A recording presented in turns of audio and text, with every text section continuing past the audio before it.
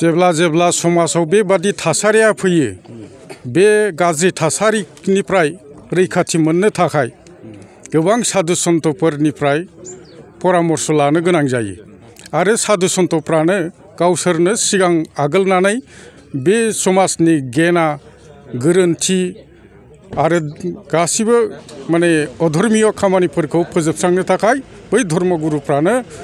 आवगायबोनांगौ होननानै जोङो दिनैनि बे प्रग्रामाव गासैबो धोरोमनि धोरोमगुरुफोरखौ लिंहरनायजों लोगोसे जोंनि चिरां जिल्लानि डिसि सारखौ मिटिंनि आफादगिरि बानायनानै एसपि सारखौ लिंहरनानै जोङो बे प्रग्रामखौ गासैबो फरेस्ट भिलेजनि गावबुराफोरखौ लिंहरनानै एफआरए भिलेजफोरनि गावबुराफोरखौ लिंहरनानै बे प्रग्रामनि गेजेरजों जोङो मोनसे थिरांथायाव फैनो हादों जे जायफोर इनक्रुसारफोर गोदानै फ्रेश इनक्रोचमेन्ट खालामदों बै बिथांमोननि थाखाय जोङो ओंखारबोफिननायनि थाखाय रैखाथि मोनसे लामा बा सेफ पेसेज बे लामाखौ जोङो दिनै खेवनानै होनाय जाबाय। बिथांमोनहा बे रैखाथि लामाजों बे सेफ पेसेजजों बिसोरो हाग्रानिफ्राय सेफ एग्जिट जाफिननांगौ होननानै जों बिथांमोनखौ खावलायहरबाय। दा बिथांमोनहा जोंनि खावलायनायखौ जुदि गनायनानै ओंखारबोयोब्ला बिथांमोननिनो गाहाम, नङाब्ला जोङो थाबैनो डिस्ट्रिक्ट एडमिनिस्ट्रेसनजों लोगो नांनानै मोनसे दावबायारि हान्जा बानायनानै चिरां डिसि बिथाङानो थाफागोन, बिथांजों लोगोसे गोबां अफिसारफोर थाफागोन, सिकिउरिटि पार्सनेल्सफोर थाफागोन, थांनानै बे थावनियाव इनक्रोच जानाय जायगायाव नायदिंहैगोन आरो बिथांमोनखौ बुजायनो नाजागोन जाहाथे इभिक्सन खालामनाङा लासेनो बिथांमोनहा गाव गावनो उइलिंलि सेफ एग्जिट बा दोरोदनो जुदि दोरोदनानै फैयोब्ला बियो फारनै बिथिंनिफ्रायबो गाहाम। आरो जोङो जेरैब्लाबो बे जोंनि जानाखि सिखना जोहोलाव नेशनेल पार्क बियो जारिमिनारि मोनसे बिमुं, बे जारिमिनारि बिमुं जोंनि सिखना जोहोलावनि बे जानाखि नेरसोन बेखौ जोङो अरायथानि थाखाय जोङो लाखिनांगौ आरो जोङो आबहावा इक'लजिकेल बेलेन्स आरो क्लाइमेट चेन्जजों जोङो जुजिनांगौब्ला फैबाय थानाय थासारियाव जोङो जुदि गाहामै गाहाम थांनानै थानांगौब्ला जोङो जोंनि बे नेशनेल पार्कखौ जोङो रैखा खालामथारनांगोन। आरो टुरिजिम बिथिङाव जोङो जुदि डेभेलप जानांगौब्ला बिटिआर ओनसोला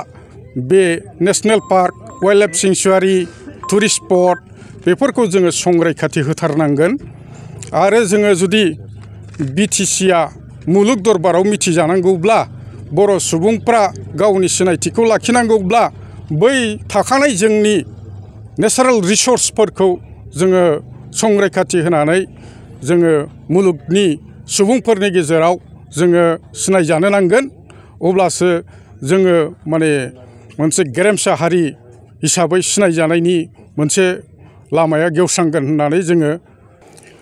दा बे बुजियैखौ जोंनि गोरों सुबुंफ्रा बुजायनांगौ, जागरुकता लाबोनांगौ, एवारनेस लाबोनांगौ।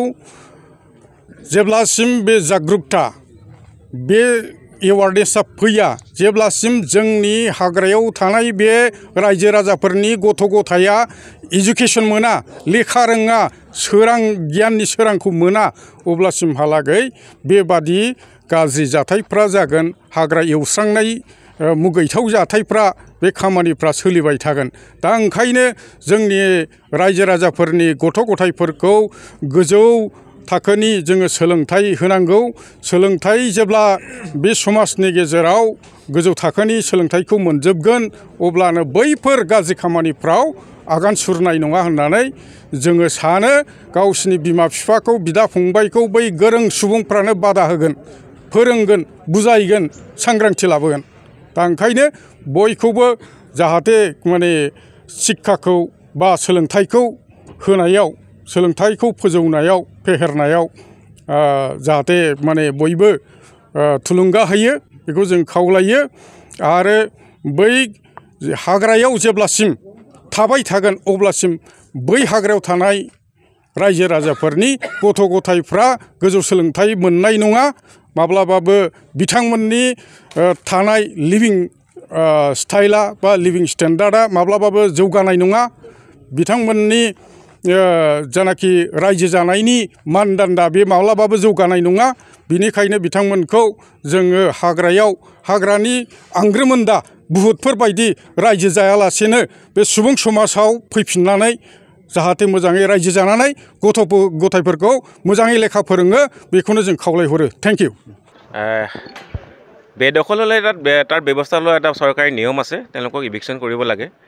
ইতিমধ্যে আমি আজি মিটিঙতে গম পাইছোঁ যে প্ৰায় নতুনকৈ 50-55 ঘৰমান মানুহে আকৌ মানে বেদখল কৰিছে পূৰ্বেও অলপ আন আছে গতিকে ইতিমধ্যে আমাৰ BTR EM ডাঙৰীয়া এটা আছিলে তেখেতে